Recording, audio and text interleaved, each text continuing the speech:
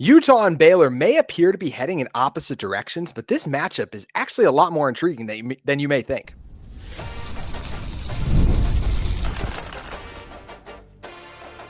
You are Locked On Utes, your daily podcast on the Utah Utes. Part of the Locked On Podcast Network, your team every day.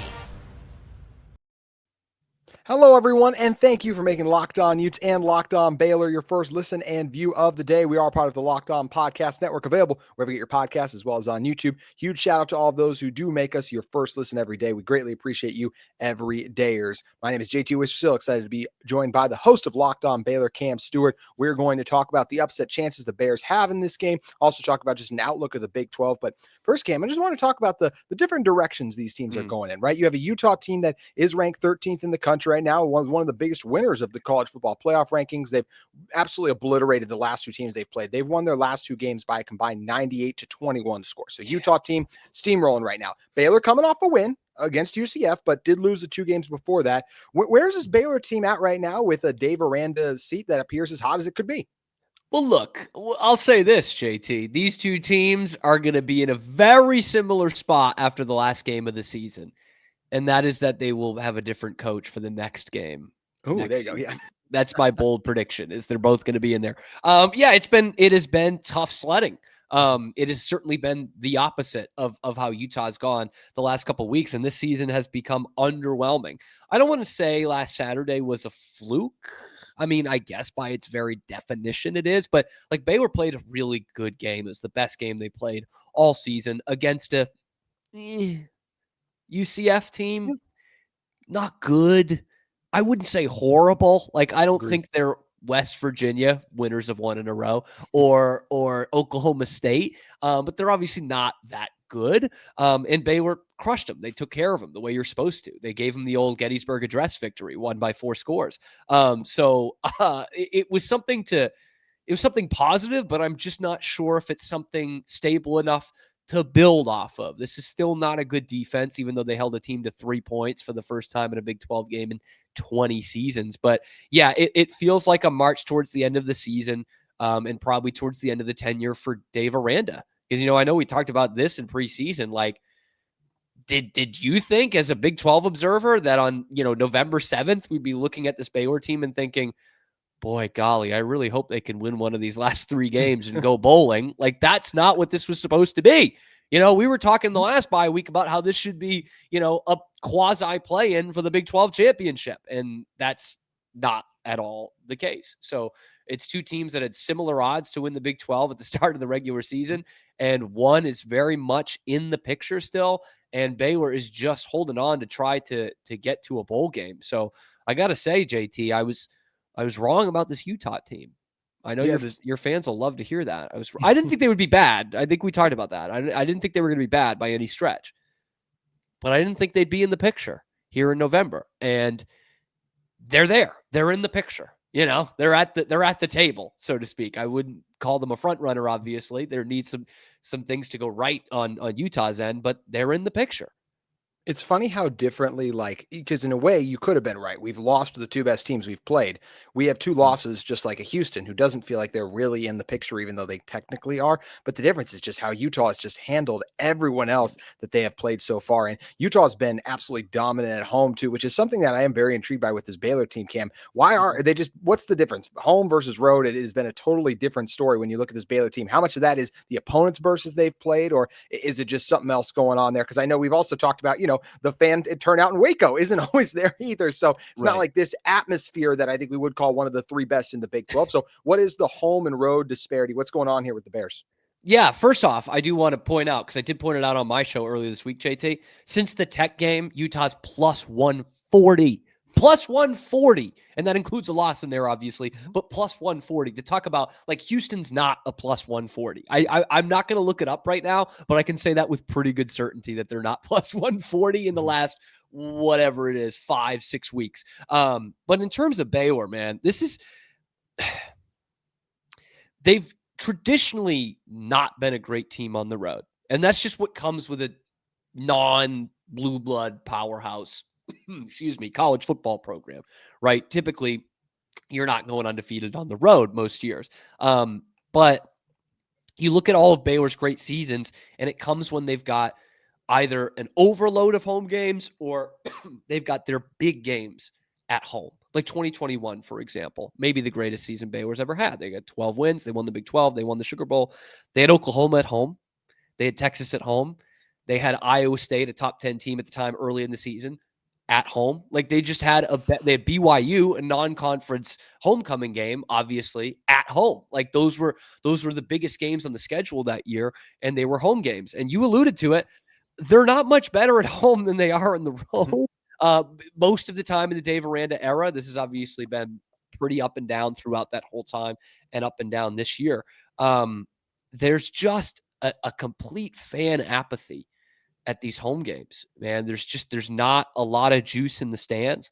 And I don't love talking about it too much on my show. You know why? Because the people that watch and listen to my show every day are there and they are giving their juice. And so I don't want to feel like I'm calling them out because those aren't the people. But yeah, I mean, 45, 50,000 seat stadium. And a lot of the games this year, you've been rocking at 35, 37,000 people. Like that's an MLB Sunday afternoon crowd. That's not one of your 6 games for college football. So it has been a struggle for Baylor to come out of the gates firing. And it's been especially the case when they play at home, of course, sans this UCF game last weekend. So yeah, coming in for an opposing team coming into Waco in this Dave Aranda era, it's not that intimidating a place to come in and play, which sucks as a fan to talk about, but it's not one that you worry about going into. I think if you're a team as talented as Utah is.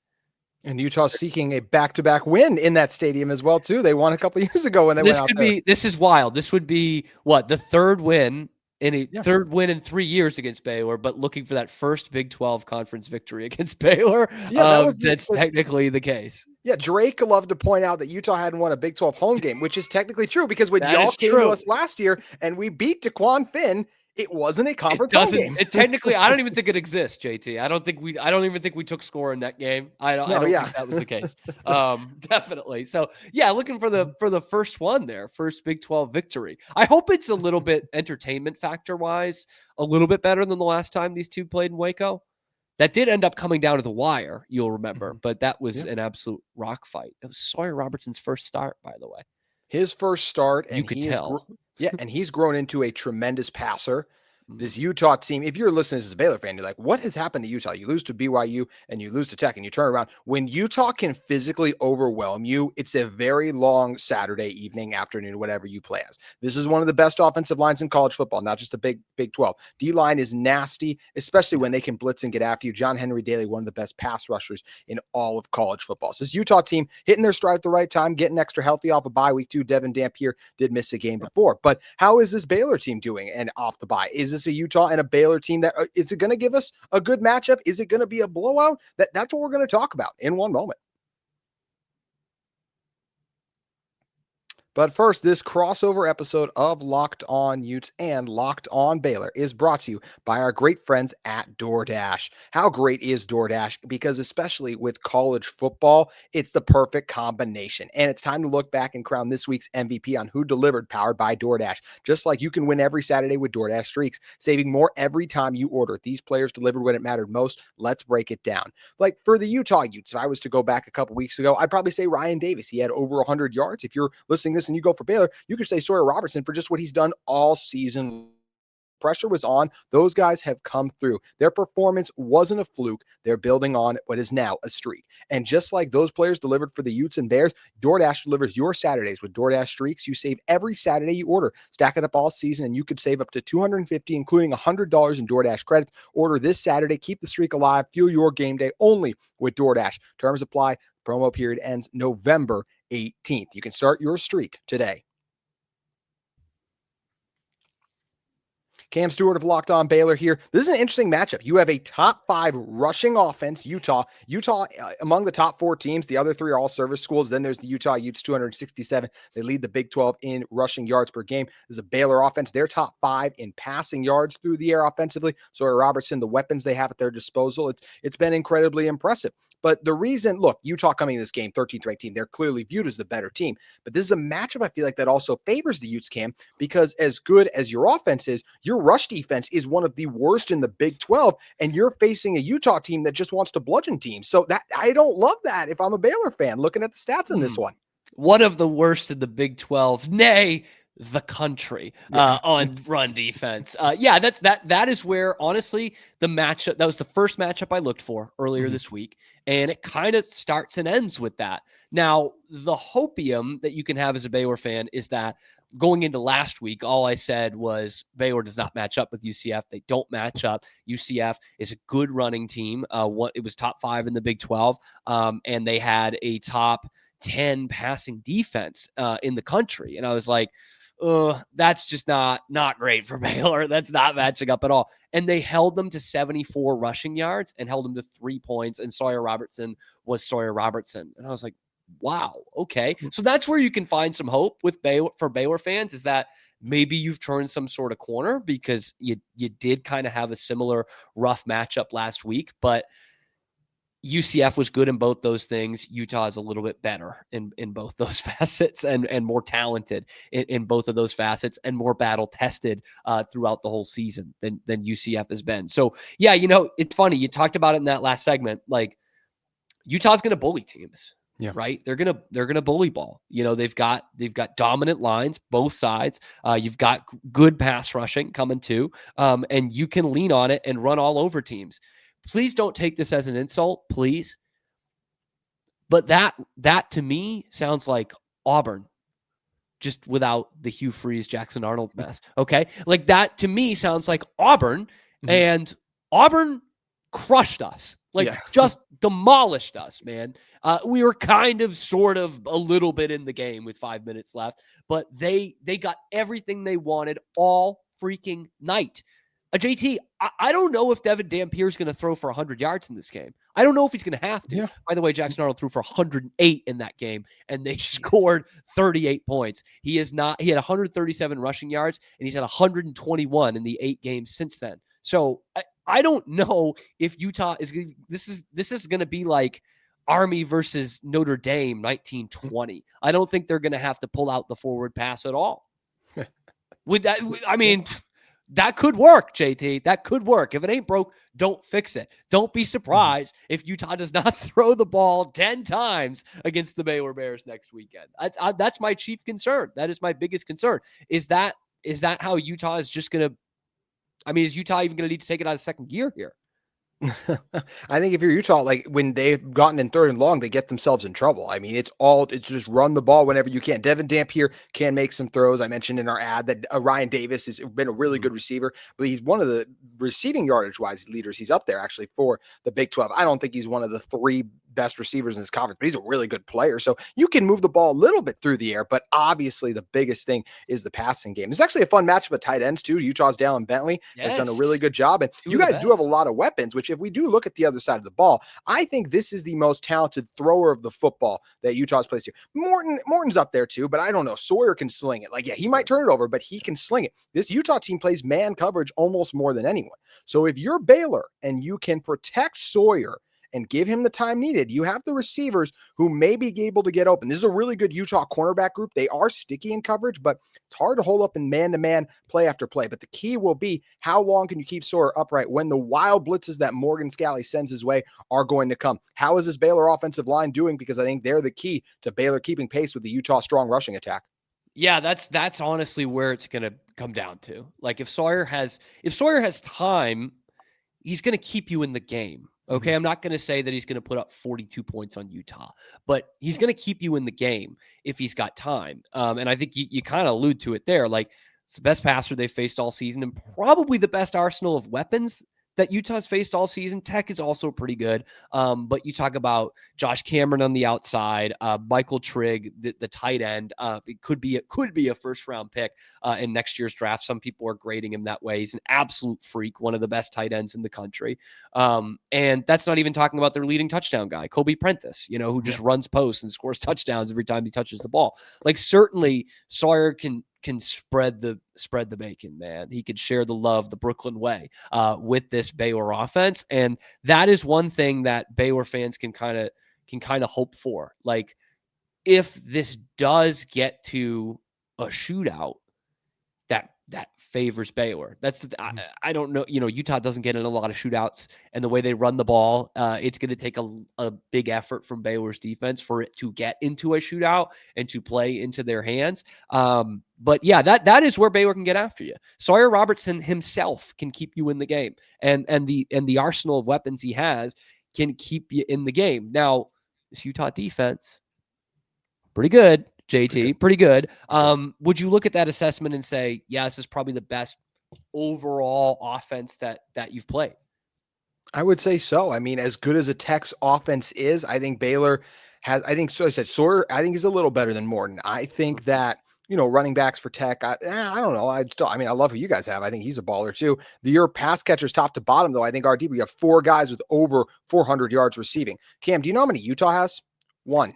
It's just Ryan Davis. Like, and Dallin Bentley, I said he's a good tight end, but like he ain't no Trigg either. Like this is different teams in that way too. So I would agree. I think top to bottom, this is a deeper Baylor pass catching unit than we've seen from some of these other teams too, Cam. And I'm curious to see how Utah defends that.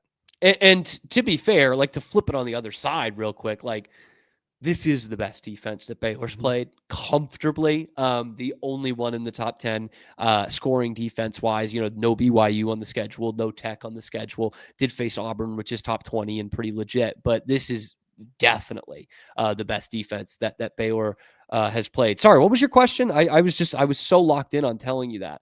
No, you were good. Actually, I was going to shift to another area of this game that I find very interesting, sir. And that is so ready to pump Utah's tires, man. Maybe too ready for that. And like I said, I really do believe this is the best collection top to bottom of receiver, running back, tight end, of playmakers. But I also said the same thing about Cincinnati going into last week, and Utah obviously handled them very well. Utah hasn't been able to do this yet on the road, though. They dominated West Virginia, but West Virginia is just bad. Like, let's just call it what it is. I do not think Baylor's a bad football team, even if they're not contending for a Big 12 title right now, in my opinion. One underrated area of this game, Cam. Special teams. Utah special teams have been improving steadily over each week. They had a big punt return touchdown last week. I still remember Baylor giving up the kickoff touchdown week 1 to Auburn. How is Baylor's special teams unit? Because as weird as it is to talk about that being a key, sometimes when team season are going south, you can see special teams mistakes made. So how is Baylor doing on the third and least talked about side of the ball? Okay, is where I'll go with that. Okay. Not as good as last year when you had genuinely one of the best punt returners in the country, and Josh Cameron. Mm-hmm. He's back. He's still there. They don't force a lot of punts. So that's part of it. He's had a couple of big returns get called back by penalties. There's teams strategizing against him. So basically all that to say, Josh Cameron has not had the space that he had last year, but they've got a kicker who's damn near automatic outside of 40 yards.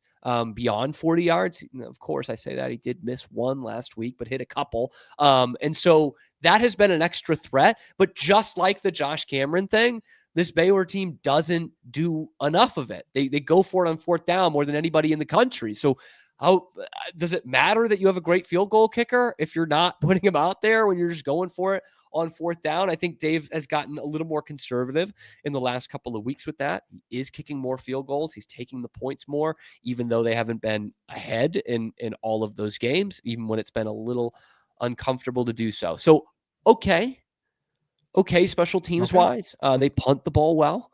But it's, again, a thing they don't do a lot. They don't field a lot of punts because they don't get a lot of punts coming their way. So what if that is the great equalizer in this game? Yeah. Like top 10 offense, top 10 defense, and it's just going to be field position. Who's going to win on special teams? That would be fascinating. It's always those little things that end up making the difference. And like I said, this is just a fascinating matchup when you talk about how good Baylor's offense is through the air, Utah's offense through the ground. The Utah defense being physical, and obviously Baylor's defense still trying to figure things out, but off a strong performance against UCF. It's going to be really interesting to see how these two teams match up when they do finally meet up next Saturday. But in the meantime, it was a huge week for the Big 12. We got to recap it and talk about the massive showdown coming up in Lubbock and the implications it has for both of our teams in one moment. But first, this episode of Locked On Utes and Locked On Baylor is brought to you by our friends at Supply House. Supply House has your back. When the opening whistle blows on a new repair, you can get your crew moving forward with Supply House. Order today and see parts on your doorstep tomorrow. Over 280,000 plumbing, HVAC, and electrical items from the most trusted brands in the business. Their real-time inventory and honest lead times keep you from punting on projects, while their industry-leading customer service always has your blind side covered. Need parts fast for a project? Supply House has next day delivery. Talk about a game changer. Also, the part finder tools and 3D schematics can save you hours on jobs where the details matter. You can join the free Trade Master program today and score serious perks like priority shipping, lowest prices, and dedicated support lines. Visit supplyhouse.com to sign up for free and use the promo code SHCollege5. That's number 5, not spelled out. So SHCollege5 for 5% off your first order. That's supplyhouse.com. Real people, real service with Supply House. Cam, I've talked a lot on my show this week about what a big week it was for the Big 12, having 3 teams in the top 15 of the college football rankings. I feel like Cincinnati barely missed the cut line, and they can get back in a moment's notice. I don't know if Baylor is gonna be getting in there anytime soon, but you have some hope. Have some belief in the Big 12. Finish the year strong, yeah. But just what do you think about the week that was for the conference? I feel like this is as big of a win for the conference as they've had in some time. It is. It's huge. It's huge. What I will say, though, is I don't love what it's going to mean to a lot of the country, because I think our pal Drake had a good meme about this week. But like, when 2 top 15 teams face off in the SEC and one of them wins by even 10 points, the other one doesn't get affected. Like, you know what I mean? If Tennessee loses to Alabama tomorrow, which they've already done, like that doesn't affect them. You know what I mean? They're still kind of in the picture. With the Big 12, it then becomes, oh, well, Cincinnati's not for real. Cincinnati's not a good football team. You know, Utah just kicked the crap out of them. And we could see it this weekend for what is the titanic matchup of the Big 12 in the conference schedule. Like, if either BYU or Tech wins by 12 points, do you think the other one's going to be like, oh, well, that's still a good team? Like, no, that's not going to be the national narrative, which it shouldn't be. It shouldn't be the national narrative. It should not be that. So that's the thing that I get bummed out about, or at least a little anxious about, right? With all these teams inside the top 15, like, there could, and we could be saying in a month that there should be 3 Big 12 teams in the college football playoff. I just don't know if the rest of the committee or the rest of the country and ESPN and the powers that be are going to think that way, you know? Like, let's play it out. Let's play it out with from the Utah fans' perspective here, that BYU is the one that loses on Saturday. They lose 30-21. It's a good game, but Tech just kind of keeps them at arm's length the whole time, and they come away with the big 30-21 victory. They get a little safety at the end. How about that? What is the narrative around BYU then the next week of like, oh, they haven't played anybody, Big 12 schedule. You know, they won't look and see that they beat a good Utah team by 3 points. They won't see that. You know, Utah's not beating anybody this weekend, so they're not going to freaking see that. So like, I'm curious as to your thoughts on that. Like, do you think that even though there are 3 teams in the top 15 that are legitimately vying for playoff spots right now, that the Big 12 will still get the respect it probably deserves? I think they will. I'll push back on some of what you said. I think it's Let's go.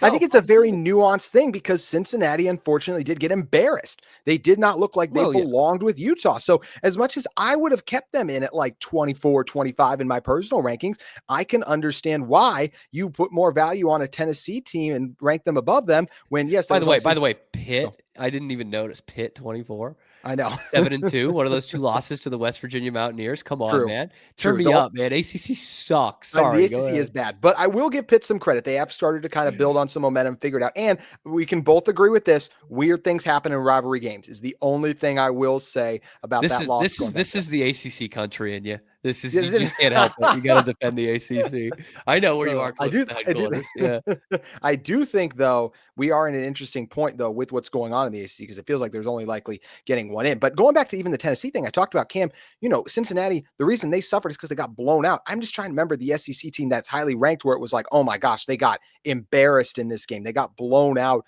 to that degree, right? And yes, maybe in Oklahoma that happened against Texas, but Mateer's injury, I feel like that they forced him to come back early. He did not look right at all. So now he started to build on his strength and look better. I feel like the Big 12's worst nightmare this week is BYU goes in and they get embarrassed because if BYU gets embarrassed, guess what they're going to do? They're actually going to drop below Utah. Not a lot of people are talking about that. They'd be like, what do you mean? They have the head-to-head. Yeah, the committee's placing a lot of value in the head-to-head against Miami and Notre Dame played earlier. Notre Dame above despite the loss because who looks better right now? Notre Dame by a landslide at this moment. So if BYU does get embarrassed, they will fall. And the Cougars in the Big 12 will have no one to blame but themselves. This needs to be a close game. If it's like you mentioned, even 31-20, I still think you're hanging around. You're right there. People will go, hey, that's a good BYU team because you still do look back and you see that Utah game. But I think it's fair. There are going to be people who quickly try and dismiss the Big 12 teams. The problem is there's a lot of these SEC teams that are starting to get some warts pop up. Even I like Ole Miss, but that barely squeaked past a Washington State. And I can still remember that memory very fondly. So I'm curious to see how this game plays out this week. And by the way, I do think Tech is going to win and cover this weekend. And to your point on that, like if Tech does that, let's say they win by 10 or 12, then people are looking at it and saying, okay, well, Tech blew out the other top two or the two top teams next to them in the Big 12, right? BYU and Utah. And so they're going to say that and say, well, then maybe it's just Tech that needs to be here. That's the other kind of ammo they can use of like, well, the other two weren't even close, weren't even within a touchdown of Texas Tech. They're just head and shoulders. The other thing I don't love for the Big 12 is like Notre Dame's there. And the committee's not picking against Notre Dame. They love Notre Dame. If Notre Dame is close, Notre Dame is in. But they're giving Notre Dame way too much credit because Notre Dame has not. Yes, that's a good USC win. I will give them that. It was also at home. Like they lost the two best teams they did play overall on their schedule. I agree that Notre Dame is getting too much love. You could argue at Utah. Utah lost the two best teams they played too. You can argue that maybe an A&M's the best one of the bunch, but still, I do feel like that Notre Dame. They're just like saying like, oh, Notre Dame's good. They haven't beaten anyone. Yeah, and like Texas. Does Texas's best win better than Utah's best win? I don't know. I mean, so, the expert will say yes because OU's there. But like, I don't know how much better OU is than Cincinnati. To be totally honest with you, Vandy, I like Vandy too, but like, I don't know. They're 7-2. I think they've got one pretty good victory in there. And the other thing too, like around these teams that are sniffing around that top 12. UVA, I don't think UVA is a good. I don't think UVA is a top 12 team. The committee doesn't think UVA is good, but they're not going to lose the rest of the season. They're playing Wake, Duke. Duke's a decent team, and Virginia Tech. They're not going to lose those games. I know rivalry, but it's going to be in Charlottesville. Like UVA is going to win all those games. Louisville, I think, is going to win all their games remaining.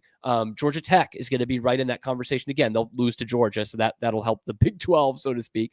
But there's these teams around there that I just think the committee prefers. Before we get out, if Utah wins out and they don't get in the Big 12 championship game, do you still think they have a lifeline? Utah's best, as much as it pains me to say it, Utah's best path to the college football playoff is to go undefeated and hammer everyone they play. But BYU and Tech, after this weekend, you need Tech to win. And then they don't lose another game. Because if Utah gets into the Big 12 championship, they have to win that game. You're not putting a 3-loss Big 12 team, even if that loss comes in that game, into the playoff. So Utah's actually best path in probably is to go undefeated and let BYU and Tech slug it out. And then you're not dropping a 1-loss team who gets their second loss in there. It's the SMU from last year. It's crazy. Utah's best path, Cam, actually isn't to make it, I think. Isn't that wild? It is weird. And you know what I was thinking of when you were saying that too? Like how much this college football playoff has warped our minds as sports fans. That's a 3-loss Utah team. Or you could see it as a 10-win Utah team. But that is how they see it. Like that is how they see it. And sometimes it's fair, sometimes it's not. But if the way it's going right now, the Big 12 should absolutely have 2 teams in. Like if Utah loses again and BYU loses twice after a Tech game, then of course, no qualms, no arguments there. But I just don't think that's going to happen. And I think the Big 12 should have at least 2 teams in here. And if Utah sneaks in and gets a third, expect a fruit basket from Brett Yormark, man. Yeah. Which I didn't expect coming to the Utah Utes way anytime soon from the Big 12 offices. But that would be Brett Yormark gambling on his own conference and winning in year 1. We've come a long way from Mr. Harlan up at Utah Long State. We way. don't want to be here. We're in a better spot now. We're It trying hasn't even to been a move year yet. past it. That's been a year. Yeah, We're we're trying to move past it. Also, really quick, I'll say 2 things. Number 1, I actually do think Virginia stumbles. They barely beat that North Carolina team. So I feel more losses are coming to the ACC we don't expect. Also, not surprised at all you try to defend Cincinnati a little bit there. Talk about how good of a team Cincinnati was. Look, because they look so good against Baylor, man. Yeah, that's because they did look very good against Baylor. Now we'll get to see how Utah looks again, gets to see how they look against Baylor in about a week, though. Make sure you guys subscribe and follow both of our shows, Locked On Baylor, Locked On Utes. We'll be coming at you next week, getting you revved and ready for this game. Cam, appreciate you joining me. Hey, anytime. Sick 'em Bears. That's going to do it for our show. We'll see you next week. Have a great weekend, everyone. Enjoy the rest of the bye.